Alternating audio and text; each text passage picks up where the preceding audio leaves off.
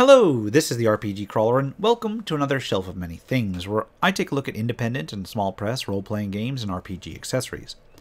This time I'm taking a look at another Rules Life offering from Frenzy Kitty Games, this time a pulp horror RPG, Something Wicked. Available as both a PDF and print on demand from DriveThruRPG, Something Wicked clocks in at about 80 pages, using a single-column, straightforward presentation with clearly readable headings, the very occasional table, and inline black and white illustrations in a variety of styles, from the abstract to the comic book inspired. The content itself is divided into 8 chapters and an appendix. Chapter 1 is an introduction, 2 covers the basics that you need to start the game, 3 covers character creation, Chapter 4 covers the core rules, Chapter 5 is specific to the combat rules, Chapter 6 handles equipment, Chapter 7 covers character advancement, and Chapter 8 is a Game Master's miscellany, while the appendix covers resources such as sheets and pre-made characters. Prior to the introduction, there is a brief bit of fiction detailing the discovery of some ancient monolith in the jungle that sets the sort of mood that you can expect from the game, a mood that is further elaborated on later. The introductory chapter itself begins with the usual sections. What Something Wicked is, the general idea of GM'd role-playing, the role of the players, and an introduction to role-playing games in general for those who are completely new.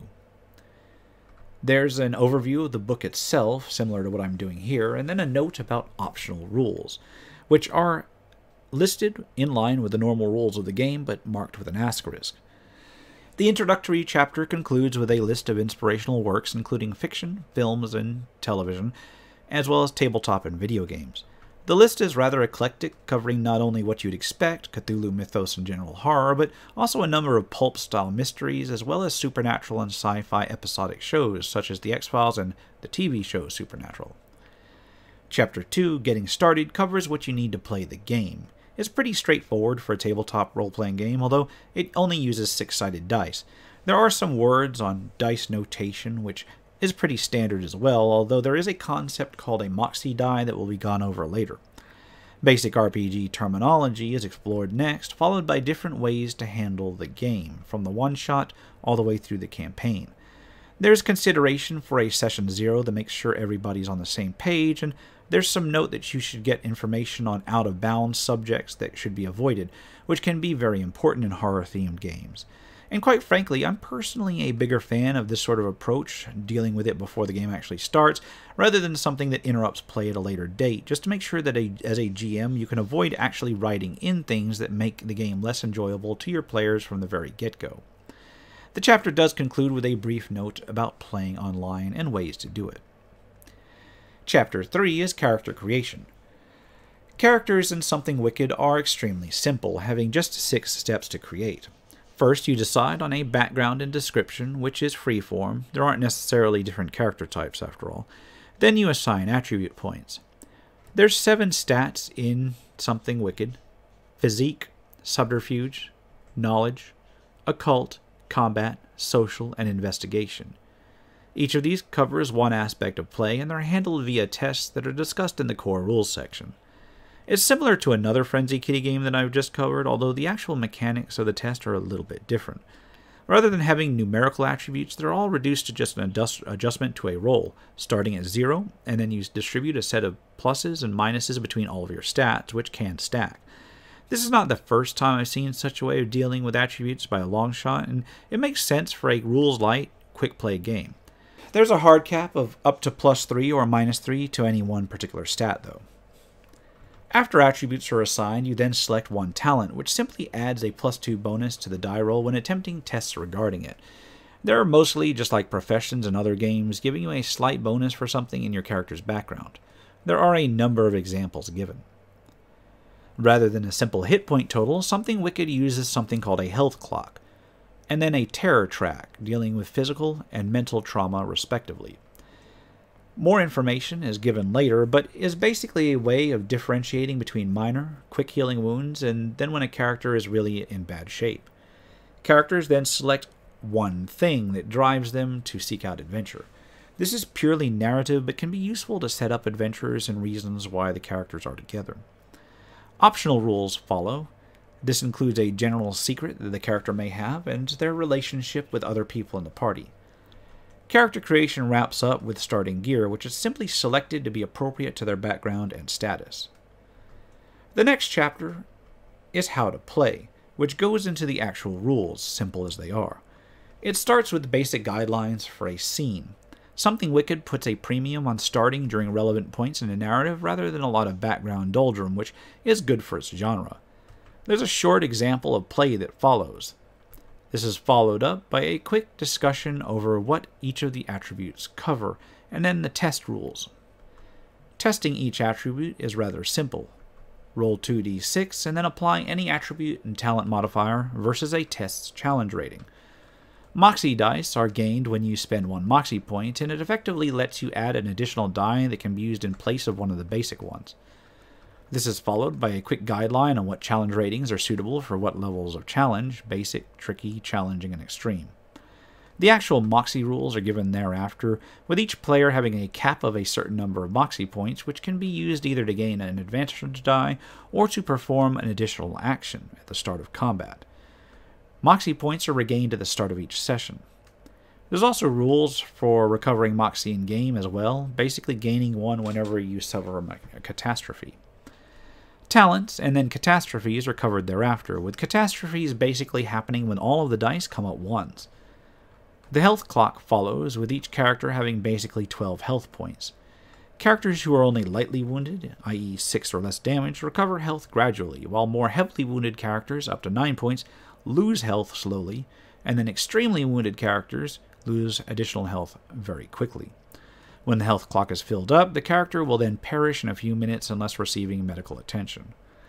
Terror rules are next, and follow along a track. Whenever the characters encounter something horrifying, they make a test versus their current terror level, with rolling high actually ending up accruing an additional terror point.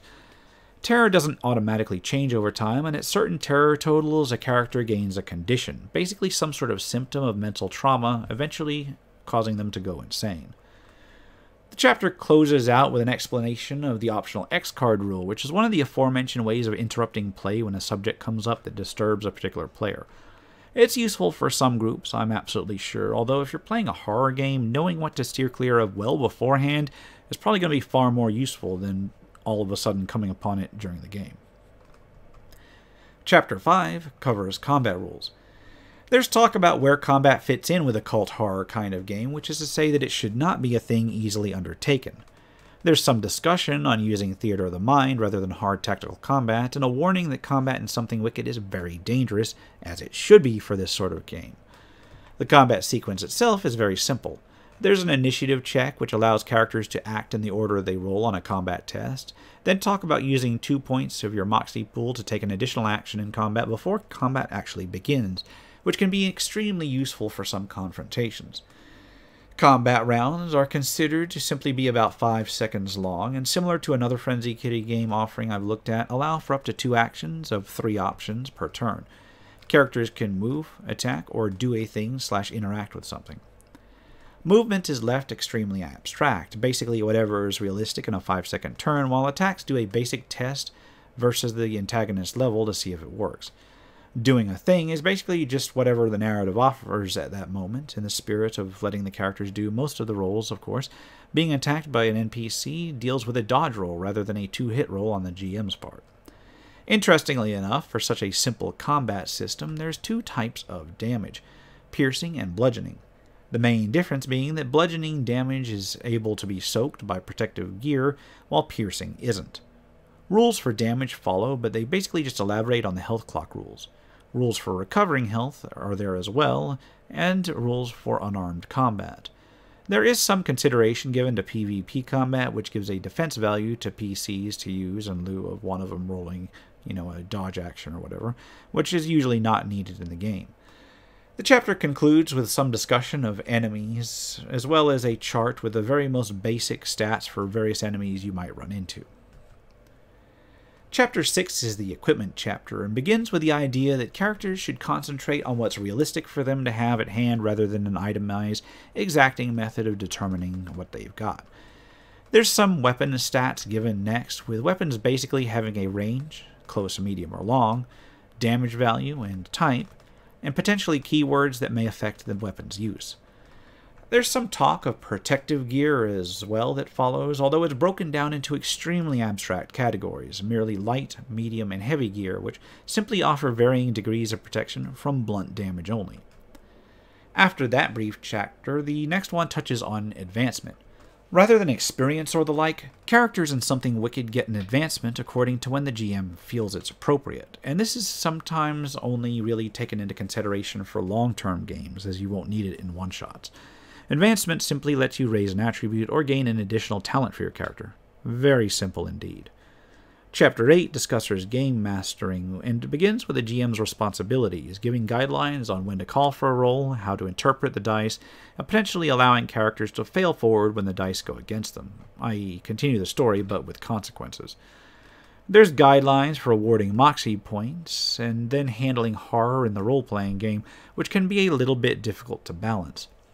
There's some talk about empowering the players to let them have a good time, and then how to cover somewhat less interesting times in the game with montages, rather than focusing on micromanagement.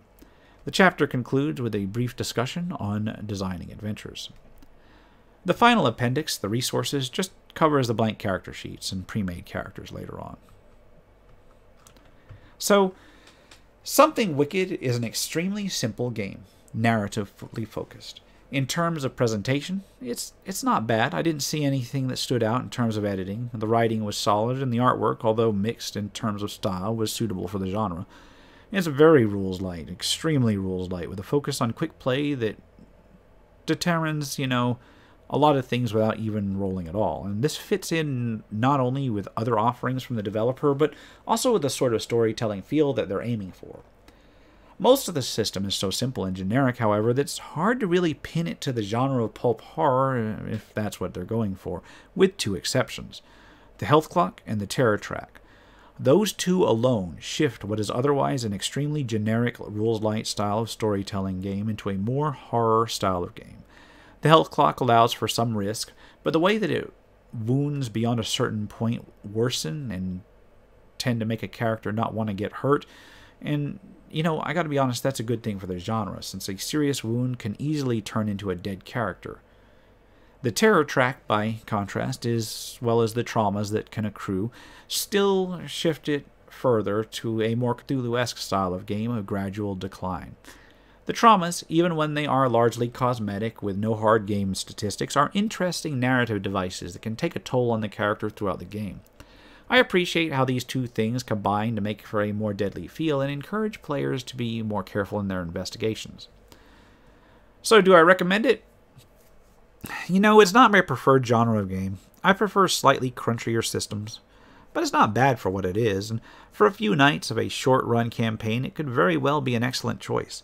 I'm imagining something like a Call of Cthulhu-style game mixed with supernatural-style episodic adventures rather than an overarching storyline. And I feel like Something Wicked would be the system to fit the bill for that particular style of game nicely. At any rate, I'm going to leave it at that. I'll wrap it up here. As always, I will put links to where you can pick it up below. This has been the RPG Crawler with my shelf of many things, Something Wicked. If you like what you've seen, remember to leave a like, comment if you got any feedback, and subscribe for more RPG content, both tabletop and computer. Until next time, take care and goodbye. And if you're still watching this far, I'd like to take a moment to thank those who have supported this channel via Patreon or direct donations throughout the years, without which this channel could not have lasted as long as it has. For those who are feeling particularly generous, you can still support my work through Patreon and now through Subscribestar as well, through the links in the description below.